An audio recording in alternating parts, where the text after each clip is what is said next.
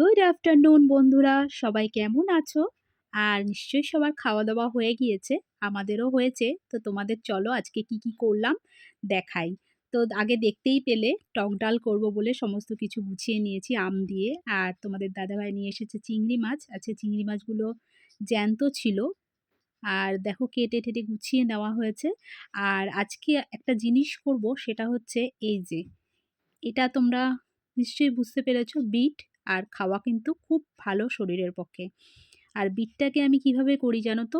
গ্রেটারে একটু গ্রেট করে নিই, তারপরে রসুন ফোড়ন শুকনো লঙ্কা একটু কালো জিরে দিয়ে সেটাকে সুন্দর করে গায়ে গায়ে করে নিই।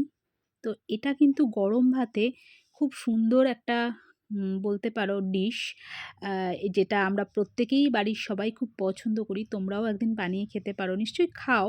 তবুও তোমাদের একবার বললাম, যারা খাওনি একবার কিন্তু করে দেখতে পারো। আর এদিকে আমার চিংড়ি মাছ রেডি। কেমন লাগলো ভিডিওটা জানিও।